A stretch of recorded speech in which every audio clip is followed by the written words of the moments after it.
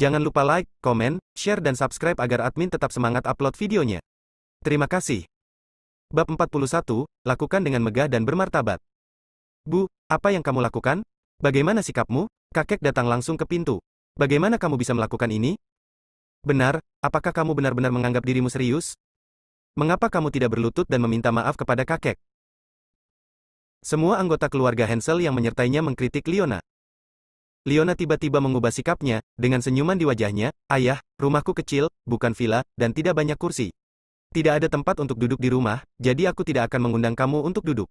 Jika kamu menginginkan sesuatu, kamu bisa tinggal di sini. Katakan padaku, Yo, kamu bahkan membawa hadiah, Karamatsu, apa yang kamu lakukan berdiri diam, kenapa kamu tidak segera menerima hadiah itu?"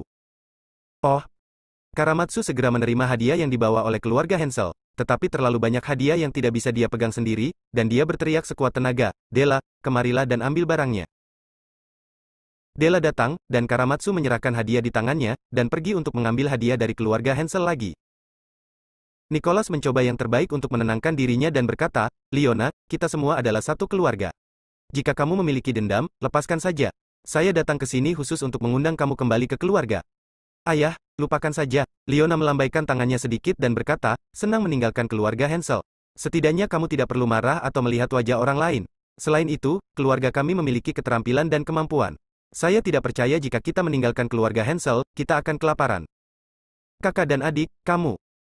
Siapa kamu, Alfred? Izinkan aku mengingatkanmu, ini bukan keluarga Hansel, kamu tidak punya hak untuk memberitahuku apa yang harus kulakukan." Julian di kamar mendengar suara di pintu dan tersenyum ringan. Sarah sedikit cemas. "Kita semua adalah satu keluarga, jadi mengapa kita harus membuat hubungan menjadi begitu tegang?" Dia berdiri, berjalan menuju pintu, dan membujuk, "Bu, lupakan saja." "Apa gunanya?" Leona mengomel, "apakah kamu tidak cukup malu? Apakah kamu belum cukup dihina? Apakah kamu lupa bagaimana mereka menghinamu sebelumnya?" "Aku." Wajah Sarah memerah dan dia membuka mulutnya tetapi tidak tahu harus berkata apa. Leona menoleh untuk melihat Nicholas dan berkata, "Ayah, keluarga kami tidak menginginkan bagiannya lagi. Saya tidak ingin melihat wajahmu lagi. Tolong ambil kembali." Boom. Setelah mengatakan itu, dia menutup pintu dengan keras. Wajah keluarga Hansel pucat pasi. Alfred menunjuk ke pintu yang tertutup, gemetar karena marah, "Ayah, lihat, lihat, Leona ini sangat keji." Simon terus mengetuk pintu dan berteriak, "Anton, kamu pecundang, mengapa kamu bersembunyi di dalam rumah? Mengapa kamu tidak membukakan pintu untuk ayah?" Namun, sekeras apapun dia mengetuk, tidak ada yang membuka pintu. "Itu keterlaluan. Ini benar-benar melanggar hukum. Kakek, kenapa kakek meminta orang seperti ini pulang? Keluarkan saja mereka dari keluarga." "Ya, kali ini kami menandatangani kontrak lagi dengan Qianjun. Saya tidak percaya Qianjun berani memutuskan kontrak. Biaya pemutusan kontrak adalah jumlah yang sangat besar." "Ayah, lupakan saja, ayo kembali." Keluarga Hansel berbicara satu demi satu. Nicholas menghela nafas dalam-dalam dan berkata, "Hei, mari kita tunggu sampai mereka lega." Setelah mengatakan itu, dia pergi dengan tongkatnya. Di dalam rumah, Leona mengeluarkan hadiah yang dibeli oleh keluarga Hansel. "Yo, mau tai? CK, Yellow Crane Tower edisi kolektor. Sekotak rokok ini pasti harganya puluhan ribu. Ini rokok dan alkohol. Anton, ambil dan jual ke kantin di luar komunitas besok dan lihat berapa banyak uang yang bisa kamu dapatkan sebagai imbalannya." Anton, yang diam sampai sekarang, berkata, "Oh, Bu, tidak perlu seperti ini. Kita semua adalah satu keluarga, mengapa hubungan harus begitu tegang?" Sarah berkata dengan suara rendah. "Apa yang kamu tahu?" Leona memarahi, "Aku sudah muak sejak lama, sekarang adalah waktu yang tepat, tidak perlu melihat wajah mereka, dan Karamatsu, tolong beri aku pujian, jangan pergi ke Yongle, cari pekerjaan lain, aku tidak percaya, jika kita meninggalkan keluarga Hansel, keluarga kita akan mati kelaparan." "Ya," Karamatsu menundukkan kepalanya dan merespons dengan lembut. Julian menguap. Tadi malam, dia pergi melakukan sesuatu yang penting dan tidak tidur sepanjang malam. "Sarah, aku akan kembali ke kamar dan tidur siang." Sarah melambaikan tangannya sedikit dan berkata, "Ayo, ayo." Setelah mengatakan itu, dia mengeluarkan ponselnya dan menonton siaran langsung upacara suksesi King Kotake. Julian datang ke kamar Sarah. Dia telah tinggal di keluarga Hansel untuk sementara waktu, tetapi dia selalu tidur di lantai. Dia secara naluriah pergi ke lemari untuk mengambil tikar dan menyebarkannya di lantai, tetapi ketika dia mengira Sarah sedang keluar dan tidak datang ke kamar untuk tidur, dia tidak terlalu memikirkannya, langsung jatuh ke tempat tidur. Villa keluarga Hansel. Keluarga Hansel, Nicholas kembali karena malu. Nicholas duduk di samping, menghisap rokok kering. Anggota keluarga Hansel lainnya tampak marah, menuduh keluarga Anton dan menghina Leona. Cukup, Nicholas berteriak. Saat itulah semua orang di keluarga Hansel menutup mulut. Nicholas menghisap rokok dan berkata, berikan 20% saham kepada keluarga Anton. Ketika mereka merasa lega, kirimkan kontraknya. Alfred, kamu pergi ke sana sendiri. Kamu harus mendapatkan pengampunan dari keluarga mereka. Keluarga Hansel menjadi cemas ketika mendengar tentang 20% saham tersebut. Ayah bingung sekali. Ini 20% sahamnya. Bagaimana bisa ayah memberikannya begitu saja? Iya kakek, kenapa? Keluarga mereka sia-sia. Kenapa kita harus memberi mereka rejeki keluarga yang sudah kita hasilkan dengan susah payah? Apa yang saya katakan tidak dihitung? Nicholas memarahi, saya belum mati, saya masih kepala keluarga, saya memiliki keputusan akhir siapa yang akan memberikan bagiannya, dan pergi dan undang Sarah kembali padaku. Alfred, Anda memberi saya posisi ketua eksekutif Yongle dan memberikannya kepada Sarah. Anda membantu Sarah, dan Anda harus meningkatkan hubungan Anda dengan Qianjun. Jika Anda menyanjung Qianjun, aset keluarga Hansel saya akan segera meningkat. Ya, ayah, Alfred menunduk dan menjawab. Meskipun dia tidak mau melakukannya, dia tidak berani melanggar perintah orang tua itu. Nicholas memesan lagi, dalam beberapa hari, ini akan menjadi ulang tahun saya yang ke-80. Untuk ulang tahun ini, jamuan makan akan diadakan di Hotel Jiangzhong. Gunakan semua koneksi yang dapat Anda gunakan.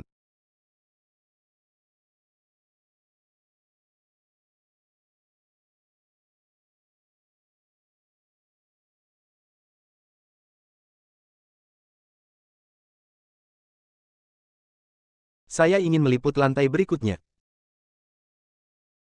Saya ingin tuan rumah, kirimi saya undangan dan undang semua orang penting yang Anda bisa. Alfred mau tidak mau bertanya, ayah, berapa banyak uang yang kamu rencanakan untuk dibelanjakan pada ulang tahun ini? Nicholas berpikir sejenak dan berkata, belanjakan 30 juta untuk menanganinya. Anda bertanggung jawab penuh atas masalah ini Alfred. Saya ingin menanganinya dengan kemuliaan dan bermartabat, sehingga seluruh Jiangzhong tahu bahwa keluarga Hansel kita bukanlah keluarga tingkat kedua. Ini adalah keluarga yang sangat kaya, Anda tahu. Ya, ayah, aku pasti akan melakukannya dengan lancar untukmu. Alfred mengangguk cepat, tapi hatinya dipenuhi dengan kegembiraan. Dia menghabiskan 30 juta untuk mengatur jamuan makan, dan dia diam-diam menerima suap, sehingga dia bisa menghasilkan 10 juta kali ini tanpa mengucapkan sepatah kata pun. Oke, ayo kita bubar. Nicholas melambaikan tangannya sedikit, lalu berdiri dan naik ke atas dengan tongkat. Setelah dia pergi, keluarga Hansel berkumpul. Simon berbisik, saudaraku, ayah memberi Anton 20% saham sekaligus dan memintamu melepaskan posisi ketua. Saya khawatir ini untuk mendukung Sarah dan melatih Sarah sebagai pewaris keluarga. Alfred meliriknya, Simon, apa maksudmu? Simon berkata tepat pada waktunya, saudaraku, aku mengkhawatirkanmu. Kamu adalah putra tertua, dan kamu adalah pewaris keluarga Hansel. Ayah kami sudah tua dan pasti tidak akan hidup beberapa tahun lagi. Jika dia meninggal dunia suatu hari nanti, apa yang akan terjadi padaku? Bukankah aset keluarga yang sangat besar jatuh ke tangan Sarah? Alfred melambaikan tangannya sedikit dan berkata, Simon, ini adalah keputusan ayah.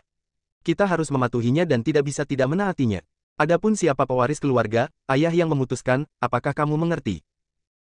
Ya, kakak benar memberiku pelajaran. Aku terlalu khawatir. Bab 42, Dokter Ajaib di Jiangzhong. Hari ini adalah sensasi besar di Jiangzhong. King Kotake berhasil menjadi penguasa distrik kelima.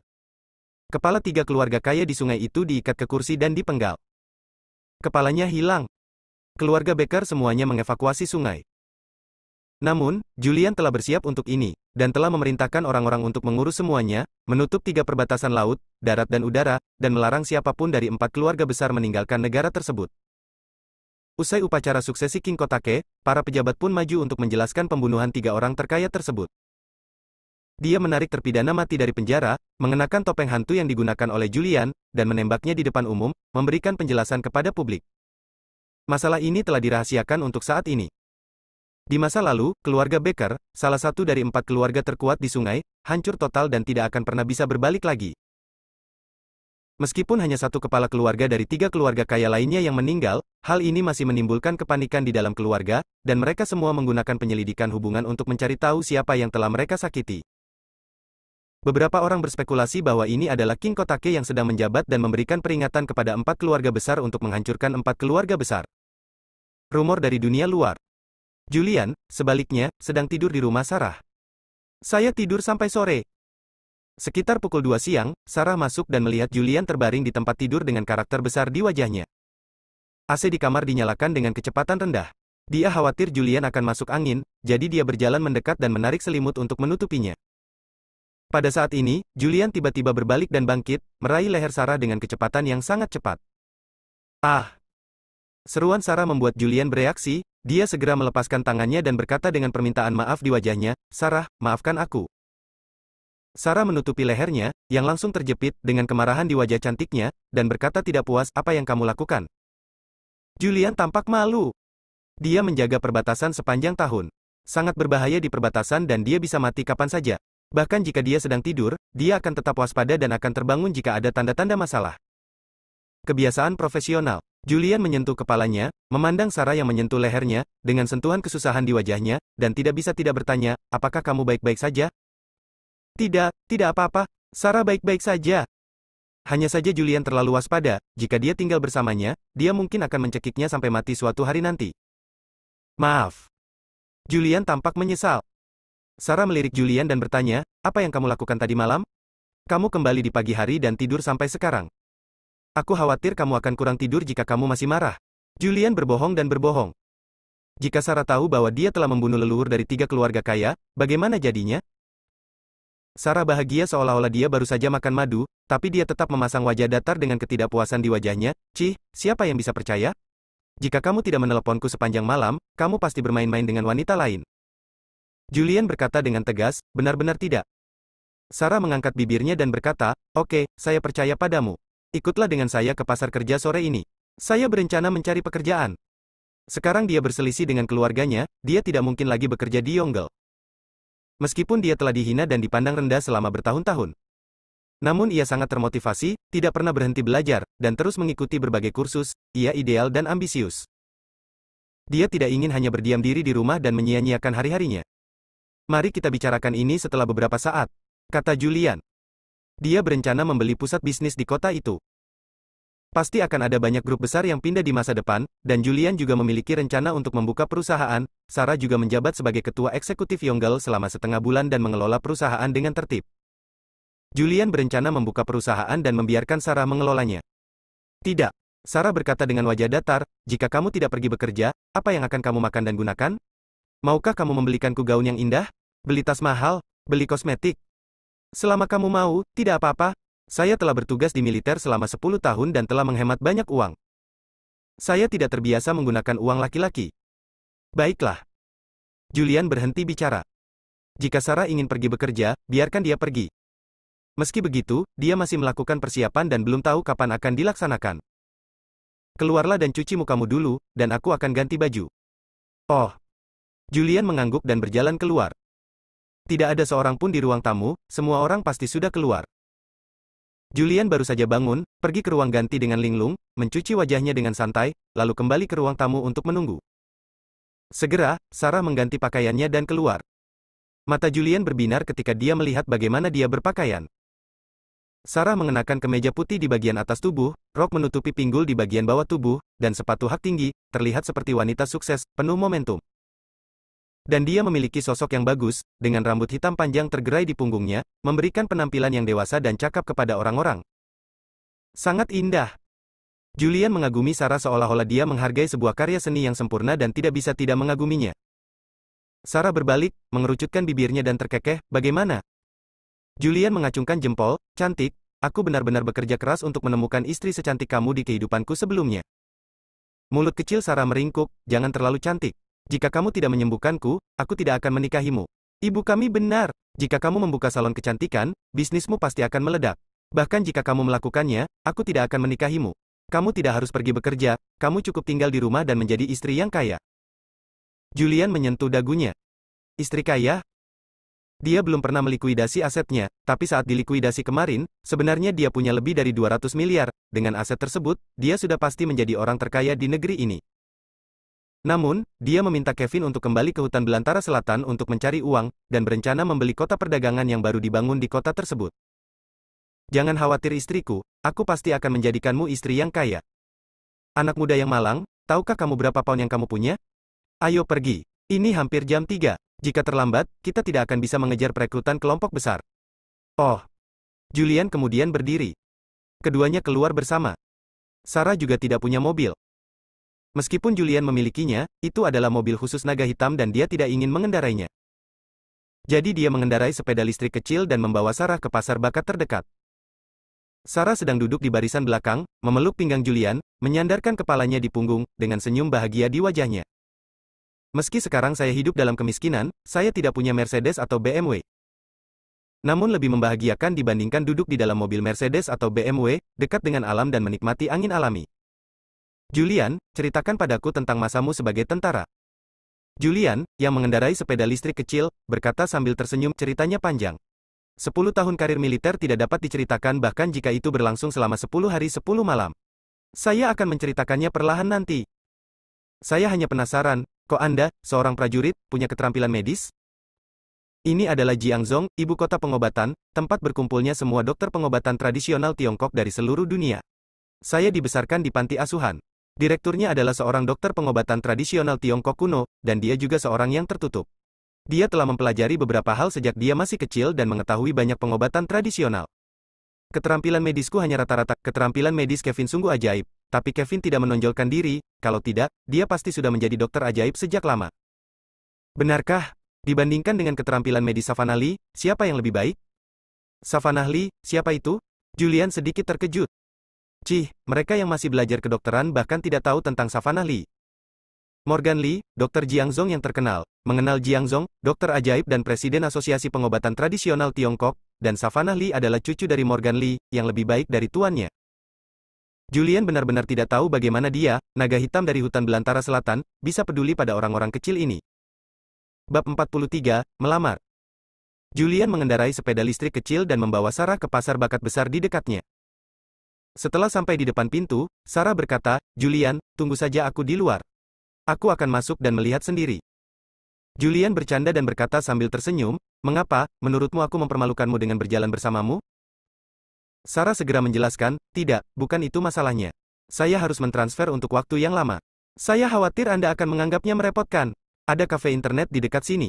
Anda game online dan memainkan beberapa permainan terlebih dahulu. Aku akan meneleponmu saat aku keluar. Sarah mendorong Julian.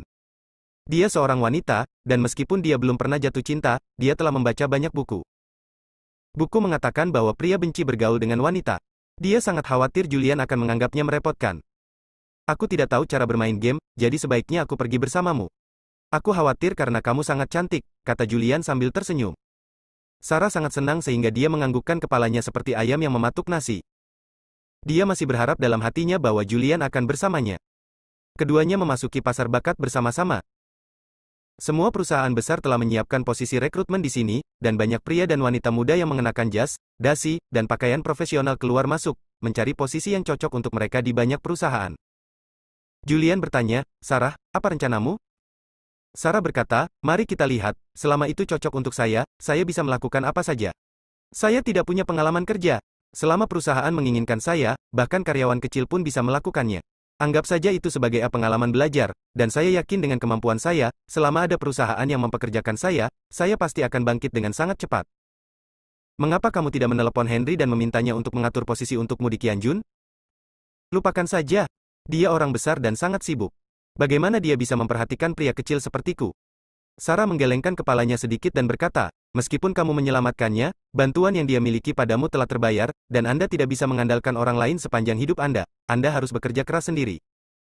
Jawaban Sarah membuat Julian sangat puas. Dia sangat beruntung memiliki istri intelektual seperti Sarah. Sayang, kita sudah menerima sertifikatnya, tapi pernikahannya belum dilangsungkan. Ayo pilih hari yang baik dan adakan pernikahannya.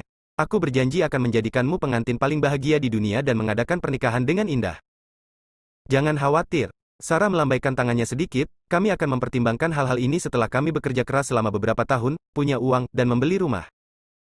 Mendengar ini, Julian tidak banyak bicara. Pada saat ini, Sarah melihat sebuah perusahaan sedang merekrut dan menemukan posisi yang sangat cocok untuknya. Perancang busana. Dia menyukai kecantikan sejak dia masih kecil, tetapi karena kecelakaan 10 tahun yang lalu, dia menjadi cacat dan menjadi wanita paling jelek di sungai. Semakin jelek Anda, semakin Anda mendambakan kecantikan. Oleh karena itu, jurusan universitasnya adalah desain fashion. Ia menyukai keindahan dan suka mendesain beberapa pakaian yang indah untuk menutupi kekurangan di hatinya. Selain desain fashion, ia juga belajar banyak tentang penjualan, akuntansi, keuangan, perencanaan pemasaran. Dalam 10 tahun terakhir, dia pada dasarnya telah mempelajari semua yang dia bisa. Namun, di antara banyak bidang, favoritnya adalah desain fashion. Dia meraih tangan Julian, menunjuk ke depan dan berkata, "Julian, ini grup Ayla. Merek Sol di bawah grup Ayla adalah merek terkenal di dunia dan merek kelas atas. Saya ingin bekerja di grup Ayla. Saya ingin bekerja sebagai perancang busana di Ayla Group." Ada sedikit kegembiraan di wajah Sarah, dan dia hampir melompat kegirangan. Dia dulunya jelek, yang membuatnya secara tidak sadar mengejar kecantikan. Dia tahu semua tentang perusahaan dan merek pakaian tersebut. Kalau begitu pergilah, aku percaya padamu, kamu akan diterima.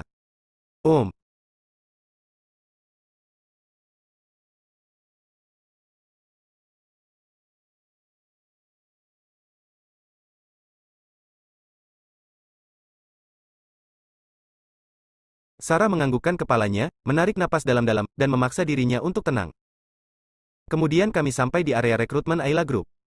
Ayla Group adalah grup besar dan grup transinternasional, ruang rekrutmen perusahaan lain hanya berupa meja, sedangkan Ayla Group adalah etalase. Ada banyak orang yang mengantri di depan pintu, menunggu untuk menyerahkan resume dan melakukan wawancara. Sarah dengan sadar berbaris. Setelah mengantri lebih dari 1 jam, tibalah gilirannya. Duduk di kursi kantor adalah seorang pria berusia 30-an. Pria itu mengenakan jas dan dasi, asyik memilah informasi dan bersiap untuk pulang kerja. Mendengar langkah kaki tersebut, dia bahkan tidak mengangkat kepalanya. "Letakkan resume Anda di atas meja, kembali dan tunggu pemberitahuannya. Setelah Anda lulus, saya akan menelepon Anda untuk memberitahu Anda agar pergi ke perusahaan untuk wawancara." Sarah segera meletakkan informasi resume yang telah disiapkan di atas meja. Saat ini, pria itu melihat ke atas. Ketika dia melihat Sarah, matanya menjadi lurus. "Del. Ah." Sarah, yang meletakkan resumenya dan hendak pergi, berhenti, memandang direktur perekrutan Ayla Group, dan bertanya, "Apakah ada hal lain?" Morris memandang Sarah dari ujung kepala sampai ujung kaki, dengan ekspresi keserakahan. Dia pernah melihat hal-hal indah sebelumnya, tetapi belum pernah melihat sesuatu yang begitu indah. Morris menunjuk ke kursi dan berkata, "Duduk dan mari kita bicara." "Ya." Sarah duduk. "Posisi apa yang kamu lamar?" "Melamar seorang desainer." "Apakah Anda memiliki pengalaman kerja yang relevan?" "Tidak." Morris mengerutkan kening dan berkata, "Cantik, ini tidak baik. Tahukah Anda perusahaan seperti apa kami ini? Tahukah Anda apa artinya menjadi seorang desainer di perusahaan kami?" Saat dia berbicara, dia mengambil resume di atas meja dan membacanya. Lulus dari sekolah desain fashion ternama di Tiongkok, tapi belum memiliki pengalaman kerja. Dia menggelengkan kepalanya sedikit dan berkata, "Tahukah Anda bahwa pelamar untuk posisi ini semuanya adalah lulusan dari universitas luar negeri ternama, dan banyak dari mereka memiliki pengalaman kerja bertahun-tahun. Setelah bekerja di perusahaan terkenal, Anda tidak memiliki keuntungan sama sekali." Sarah segera berkata, "Meskipun saya tidak memiliki pengalaman kerja, pemahaman saya tentang desain fashion jelas tidak lebih buruk daripada mereka yang telah bekerja selama bertahun-tahun. Tolong beri saya kesempatan pergi ke perusahaan untuk wawancara pribadi dengan rancangan desain saya." Morris menyentuh dagunya dan menatap Sarah. Matanya tertuju pada lehernya yang indah dan perlahan-lahan turun. Ketika dia melihat ke meja yang akan pecah, dia menelan ludahnya tanpa sadar. Lalu, dia berpura-pura melanjutkan membaca resumenya. Dan ketika dia melihat di resumenya bahwa dia pernah menjabat sebagai ketua eksekutif Yongle, dia langsung tahu siapa orang itu. "Ini Sarah dari keluarga Hensel?" Keluarga Hensel sedang digosipkan oleh dunia luar hari ini. Pagi ini, keluarga Hensel sangat malu. Nicholas mendapat surat undangan palsu untuk menghadiri upacara suksesi King Kotake, tetapi diusir.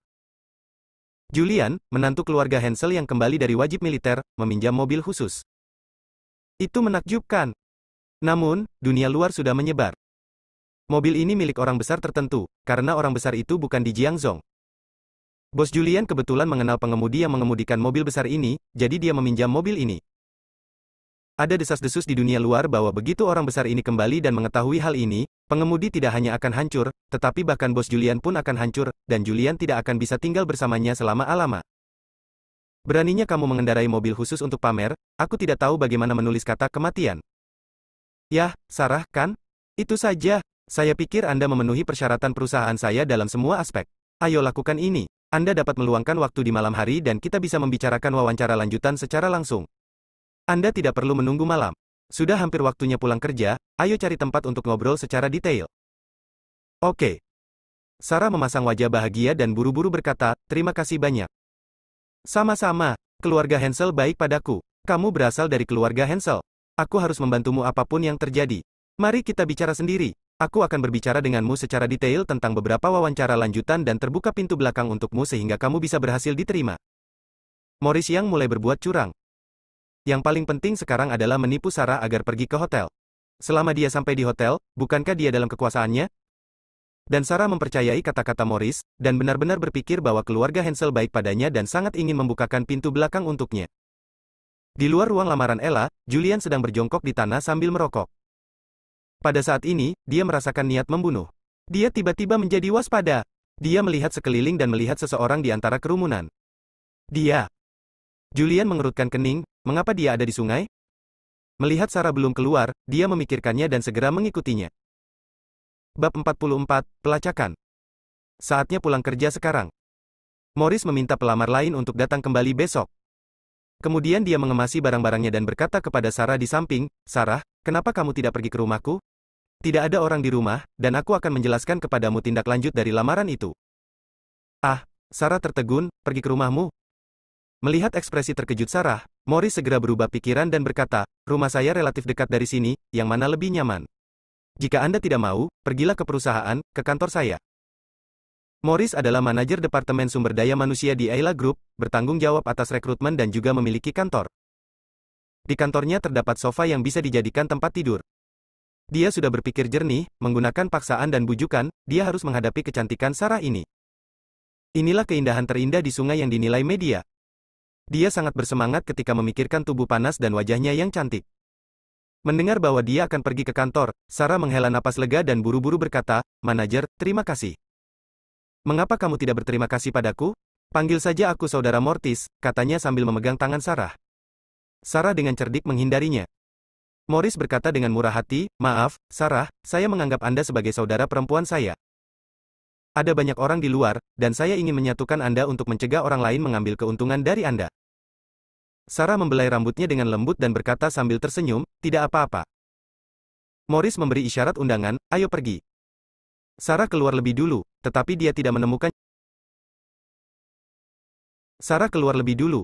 dia tidak menemukan Julian, dia menjadi bingung dan mengeluarkan ponselnya untuk menelepon Julian. Panggilan itu tersambung, tetapi tidak ada yang menjawab. Dia mengerutkan kening dan bergumam, kemana kamu pergi? Sarah, ayo pergi. Julian pergi, dan Sarah tidak terlalu memikirkannya, dia hanya berpikir dia terlalu malas untuk menunggu, jadi dia pergi dulu, jadi dia mengirim pesan suara ke Julian. Julian, aku akan ke Ayla Group untuk membicarakan tentang lamaran selanjutnya. Kamu pulang dulu? Setelah mengirim pesan, dia melihat ke arah Morris yang sedang menatapnya, Morris tampak serakah. Dia melihat tatapan Morris dan tidak bisa menahan cemberut. Morris bereaksi tepat waktu, tersenyum, dan berkata, Sarah, maafkan aku, kamu sangat cantik. Saat aku melihatmu, aku memikirkan pakaian seperti apa yang paling cocok untukmu. Dia benar-benar berpikir, tapi berfantasi tentang jenis pakaian dalam apa yang akan terlihat seksi di Sarah. Kata-kata Morris benar-benar membangkitkan minat Sarah. Tampaknya Morris juga merupakan orang yang memahami desain pakaian dan menghargai keindahan. Tidak apa-apa, tampaknya saudara Morris juga memiliki penelitian mendalam tentang desain pakaian dan pencocokan pakaian. Saya ingin meminta nasihat Anda. Mendengar ini, Morris tercengang. Dia hanya bekerja di Departemen Sumber Daya Manusia, jadi dia tidak tahu apa-apa tentang ini. Namun, dia berkata dengan bangga, benar, saya tahu banyak tentang hal ini. Mari kita pergi ke kantor dan berdiskusi secara mendalam. Silakan datang ke sini. Saya akan menyetir. Saya seorang manajer di Ella, dan gaji saya tidak tinggi, hanya $5. Sekitar $10.000, tetapi bonus akhir tahun relatif besar, dan saya juga membeli mobil mewah bernilai jutaan dolar. Dia sengaja pamer. Sarah tersenyum dan berkata, Saudara Morris benar-benar hebat. Dia telah mencapai puncak hidupnya di usia yang begitu muda. Tolong beri saya lebih banyak dukungan di masa depan. Haha, ayo kita bicarakan nanti. Morris tertawa, dan dua kata terakhir membuatnya berpikir liar. Sarah dan Morris pergi ke Ayla Group bersama. Ketika Julian sedang menunggu Sarah di luar pintu, dia merasakan niat membunuh, dan kemudian melihat sosok yang dikenalnya di antara kerumunan. Dia segera mematikan ponselnya dan mengikuti secara diam-diam. Saya keluar dari pasar bakat dan pergi ke pusat perbelanjaan di belakang. Dia mengikuti pria ini ke mall, dan pergi dari pintu belakang mall ke tempat parkir bawah tanah. Julian mengikuti seorang wanita. Wanita tersebut terlihat berusia sekitar 25 atau 26 tahun, mengenakan dompet hitam dan celana kulit hitam, rambut hitam panjang, terlihat sangat cantik dan bertubuh besar. Wanita itu datang ke tempat parkir bawah tanah dan berdiri di sudut, melihat sekeliling seolah sedang mencari sesuatu. Dia diam-diam menyentuh punggung bawahnya dan mengeluarkan pistol yang sangat bagus. Pada saat ini, dia tiba-tiba berbalik dan mengarahkan pistol halus dan kompak ke arah Julian. Ketika dia melihat Julian, dia memiliki sedikit kepanikan di wajahnya, dan dengan cepat meletakkan pistolnya, sedikit gugup, "Kenapa kamu?" Julian datang, bersandar pada pilar batu, memandang wanita murni dan cantik di depannya yang mengenakan baju kulit ketat, dan berkata dengan tenang, "Jika Anda tidak berada di perbatasan hutan belantara selatan, apa yang kamu lakukan di sini, di sungai?" Julian pernah melihat wanita di depannya ini sebelumnya. Inilah anggota utama kelompok perampok makam di perbatasan selatan, pernah merampok makam kuno dan ditangkap olehnya. Namun yang dicurinya adalah makam kuno dari negara musuh, sehingga ia tidak terlalu mempermalukan kelompok perampok makam tersebut. Setelah meminta uang tebusan yang besar, ia melepaskan orang tersebut. Tapi kelompok orang ini sudah berada di perbatasan, kenapa mereka sekarang muncul di sungai? Menghadapi Julian, mawar hitam sedikit gugup, dan ada butiran kecil keringat di wajahnya yang halus. Ini adalah naga hitam, komandan jutaan pasukan naga hitam di hutan belantara selatan. Jika dia tidak menjaga perbatasan, mengapa dia ada di sini? Kembalilah, pelatih, saya mengikuti yang lain ke Jiangzhou. Julian memandang mawar hitam. Menguntit orang. Sebelumnya, dia merasakan niat membunuh. Namun, niat membunuh ini jelas bukan berasal dari mawar hitam. Meskipun dia memiliki beberapa keterampilan, dia tidak akan pernah memiliki niat membunuh yang begitu mengerikan. Dia harus membunuh banyak orang agar tertular niat membunuh ini. Mawar hitam tidak berani menyembunyikan apapun. Pelatih, begini, beberapa waktu lalu, kami memasuki makam kuno dan mendapatkan harta karun di dalamnya. Namun, kami disergap dan semua anggota tim tewas. Hanya saya yang lolos. Saya mengikuti orang-orang di belakang layar hingga ke tengah sungai, tapi kehilangan jejaknya. Julian tidak mau memperhatikan hal-hal ini. Dia melirik ke arah mawar hitam dan berkata dengan tenang, "Ini adalah tengah sungai, bukan perbatasan negara musuh. Anda harus mengikuti hukum di sini dan jangan menimbulkan masalah." Setelah meninggalkan beberapa patah kata, Julian berbalik dan pergi. Pelatih. Mawar hitam menjadi cemas dan dengan cepat melangkah maju, memegang tangan Julian. Wajah Julian menjadi gelap, dia mencubit leher mawar hitam dengan punggung tangannya, mengangkatnya dari tanah, dan bertanya dengan suara dingin, "Apa yang ingin kamu lakukan?" Leher mawar hitam terjepit, wajahnya merah, dan dia berbicara dengan susah payah, "Tuhan, pelatih. Ya, saya kasar, mohon maafkan saya, pelatih, saya tidak punya maksud lain, tolong dengarkan saya." Julian melemparkan mawar hitam ke tanah seolah-olah membuang sampah. Blackross dengan cepat berlutut di tanah, dahinya menyentuh tanah, "Tolong pelatih, bawa aku masuk." Julian berkata dengan tenang, "Apa maksudmu?"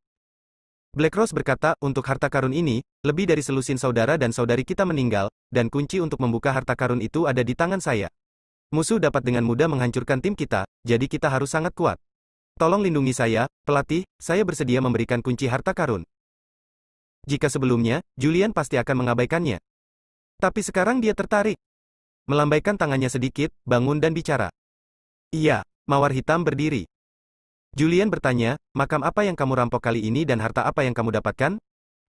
"Saya mendapat sebuah kotak kuno dari makam kuno Raja Lanling. Konon ada harta karun di dalam kotak kuno tersebut, yang telah diwariskan selama ribuan tahun." Mendengar ini, wajah Julian menjadi gelap. "Gambaran tinggal di Gunung Huayu? Siapa Raja Lanling? Kenapa harta karun yang digali dari makam kuno Raja Lanling ada hubungannya dengan peta pusaka keluarganya?" Bab 45, Mencari Kematian. Makam kuno Raja Lanling, kotak harta karun, kuncinya, gambar Gunung Huayu, mawar hitam. Julian memandang mawar hitam, yang mengenakan baju kulit hitam dan memiliki sosok anggun, dan berpikir. Apakah ini suatu kebetulan, atau memang ada yang sengaja melakukannya? "Pelatih, tolong lindungi aku," Blackross berbicara lagi, dengan sedikit doa di wajah cantiknya. Julian meliriknya, "Kamu mengatakan bahwa seseorang membunuh semua temanmu, tetapi kamu mengikutiku ke sungai alih-alih melarikan diri, dan kamu juga mencari perlindunganku. Bukankah ini masuk akal secara logis?" Blackross menjelaskan, pembunuhnya bukanlah dalang di balik harta karun itu. Pembunuhnya ingin mengambil kotak harta karun itu untuk dirinya sendiri. Alih-alih menyerahkan kotak harta karun itu kepada majikannya, dia malah menyelinap ke sungai dengan membawa kotak harta karun itu. "Saya hanya mengikuti. Saya memiliki kunci di tangan saya. Jika majikan saya tahu bahwa saya memiliki kuncinya dan saya akan dikutuk." "Siapa majikannya?" Black Rose menggelengkan kepalanya dan berkata, entahlah, kakak tertualah yang selalu berhubungan dengannya, dan sekarang kakak tertua sudah meninggal. Siapa pembunuh dan pemburu harta karun itu? Saya tidak tahu. Saat itu sangat kacau dan gelap di makam kuno. Saya terluka parah. Saya hanya berlari untuk hidup saya dan tidak melihat dengan jelas. Julian mengulurkan tangannya kunci. Black Rose meraih ke belakangnya dan mengeluarkan kunci dari tas di dalam celana kulitnya dan menyerahkannya. Julian mengambilnya dan melihatnya di tangannya. Kunci ini kecil, sangat sederhana, dan tidak memiliki daya tarik. Itu dia? Ya, ini adalah kunci untuk membuka kotak harta karun. Kotak harta karun itu sangat istimewa. Tidak ada yang bisa membukanya kecuali kunci ini.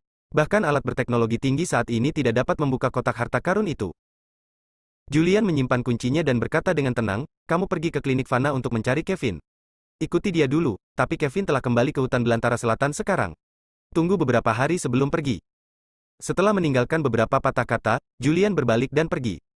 Dia tidak mau memperhatikan hal-hal ini. Namun, ini menyangkut rencana peta tempat tinggal di Gunung Huayu, jadi dia harus mengkhawatirkannya.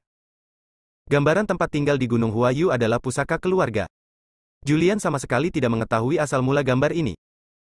Ia hanya mengetahui bahwa lukisan ini telah diwariskan selama bertahun-tahun dan terkenal di dunia antik, saat ini merupakan lukisan paling berharga. Ada banyak gambar palsu, Dwelling in the Flower Moon Mountains, di dunia, namun belum ada yang pernah melihat gambar asli, Dwelling in the Flower Moon Mountains. Setelah Julian meninggalkan tempat parkir bawah tanah, mawar hitam tidak tinggal lama dan segera pergi. Setelah Julian keluar, dia mengeluarkan ponselnya dan menemukan ada panggilan tak terjawab dari Sarah dan pesan darinya. Dia tidak menjawab panggilan tersebut, jadi dia kembali ke pasar bakat dan menunggangi sepeda listrik kembali. Grup Ella. Ini adalah grup lintas internasional yang sangat terkenal secara internasional. Jiangzhou juga merupakan kota metropolitan, dan Ayla Group juga memiliki cabang di Jiangzhou. Departemen Personalia, kantor manajer. Sarah sedang duduk di sofa, kedua kakinya rapat, memegang air yang dituangkan Morris di tangannya. Dia memandang Morris yang berdiri di depannya, menatapnya, sedikit bingung, Morris, saudara Morris. Sarah, hari ini panas sekali, kamu minum air dulu, dan kita bisa membicarakan apa saja setelah kamu meminumnya. Morris menatap Sarah. Dia berdiri. Dari sudut ini, dia hanya bisa melihat kerah kemejanya dan pemandangan yang menjulang di dalam terbuka. Dia dipenuhi dengan kegembiraan dan tidak bisa menahan perasaannya. Dia telah memasukkan sesuatu yang istimewa ke dalam air. Selama Sarah meminum airnya, dia akan berada dalam kekuasaannya. Sarah, minumlah. Morris tidak sabar, dia sudah membayangkan adegan selanjutnya. Melihat tubuh indah Sarah, mulutnya menjadi kering. Sarah menyesapnya dengan lembut. Morris memperhatikannya meminum air dan menghela nafas lega. Dia duduk di sofa di seberangnya dan mulai mengobrol dengan Sarah. Sekarang dia tinggal menunggu obatnya bekerja. Sarah, kamu adalah wanita tercantik dan anggun yang pernah saya lihat. Terima kasih atas pujiannya. Ngomong-ngomong, Sarah, kudengar suamimu didekati oleh Nicholas sendiri. Dia adalah seorang yatim piatu yang kembali dari tentara. Bagaimana kamu bisa jatuh cinta dengan pria malang yang kembali dari tentara? Dengan kondisimu sekrak tidak apa-apa temukan seseorang yang lebih baik, seseorang yang memiliki karir yang sukses, masih muda dan memiliki banyak uang. Saat dia berbicara, Morris duduk tegak dan berkata, saya kenal seseorang yang sudah menjadi manajer sebuah perusahaan besar di usia muda. Dia memiliki gaji bulanan 50.000 yuan dan memiliki rumah dan mobil. Saya percaya Anda menceraikan Julian yang tidak berguna itu, temanku tidak akan membencimu. Teman yang dia telepon sebenarnya adalah dirinya sendiri. Namun, dia adalah orang yang cerdas dan tidak membuat kata-katanya begitu jelas. Dia sedang menguji Sarah. Sarah dengan lembut menarik bajunya dan mengipasi ke dalam. Merasakan tatapan mata Morris yang menyipit, dia tiba-tiba tersipu, menundukkan kepalanya, dan berbisik, saudara Morris, aku membuatmu tertawa. Tidak apa-apa, tapi aku menyalakan AC, kenapa kamu masih seperti ini? Morris mengambil kesempatan itu untuk bangun, berjalan mendekat, duduk di sebelah Sarah, dan mengulurkan tangan untuk menyentuh dahi halusnya. Apakah kamu demam? Sarah dengan cepat mengelak dan menggerakkan tubuhnya. Saudara Morris, apakah ini tentang melamar pekerjaan? Jangan terburu-buru. Saat ini, Sarah sedikit pusing. Mungkinkah air itu? Dia merasakan ada yang tidak beres, berdiri dan berkata, Saudara Morris, saya akan ke kamar mandi. Ada satu di kantor saya. Morris menunjuk ke sebuah pintu di kantor. Sarah tidak terlalu peduli dan segera berdiri. Begitu dia berdiri, dia merasa pusing dan hampir terjatuh di sofa. Morris pergi membantunya tepat waktu, berpura-pura khawatir, dan bertanya, Sarah, kamu baik-baik saja? Ah, aku tidak tahu ada apa, aku sedikit pusing, aku ke kamar mandi dulu. Sarah menggelengkan kepalanya sedikit, lalu berdiri, memaksakan dirinya untuk menahan rasa pusing, dan berjalan menuju kamar mandi. Setelah masuk, dia mengunci pintu kamar mandi, segera mengeluarkan ponselnya, dan menelepon Julian. Julian sedang dalam perjalanan pulang ketika dia menerima telepon dari Sarah. Julian, aku mungkin telah dibius. Aku di kantor manajer Departemen SDM Ayla Group, kamu, cepat kemari, aku. Sarah sedang menelepon di kamar mandi Morris. Setelah menelepon, dia merasa pusing, kelopak matanya tidak bisa dibuka, dan dia ingin tidur. Dia menyalakan keran dan terus membilas wajahnya, yang membuatnya sadar. Setelah Julian menerima telepon Sarah, gelombang kemarahan melonjak dari kakinya ke ujung kepalanya. Berani menyerang istrinya dan mencari kematian? Ia dengan santainya melemparkan sepeda listrik tersebut ke jalan, bergegas ke tengah jalan, dan menghentikan sebuah mobil di pinggir jalan. Pengemudi mengerem tiba-tiba, roda menyentuh tanah, dan asap hitam keluar. Pengemudi memandang Julian di depan mobil, menurunkan kaca, dan mengumpat dengan kejam, "Apakah Anda mencari kematian?" Julian datang, membuka paksa pintu mobil, menarik pengemudi keluar, melemparkannya ke tanah, lalu mengemudikan mobil, menambah pedal gas, dan bergegas menuju Ayla Group. Namun, Julian terlalu mengkhawatirkan Sarah, tetapi dia mengabaikan bahwa ada seorang wanita yang duduk di kursi belakang mobil. Wanita ini duduk di barisan belakang, terlalu takut untuk mengucapkan sepatah kata pun. Karena aura di tubuh Julian sangat menakutkan hingga seluruh tubuhnya berkeringat. Ayla Group, kantor manajer sumber daya manusia. Morris melepas kemejanya, memperlihatkan otot-otot putihnya. Dia melihat ke pintu kamar mandi, menjilat bibirnya yang kering, dan dengan senyum licik di wajahnya, wanita tercantik di sungai, aku ingin mencicipinya hari ini juga. Merasakan wanita tercantik di sungai. Adapun konsekuensinya? Dia memikirkannya. Namun menurutnya, Sarah telah dikeluarkan dari keluarga Hansel dan tidak ada hubungannya dengan keluarga Hansel, jika tidak, dia tidak akan keluar untuk mencari pekerjaan. Adapun suaminya Julian, anak ini meminjam mobil untuk pamer, setelah sukses besar kembali, Julian akan hancur total. Morris yakin, dan Sarah tidak berani memberitahu siapapun meskipun dia memfilmkannya setelahnya. Sarah, aku di sini. Bersambung.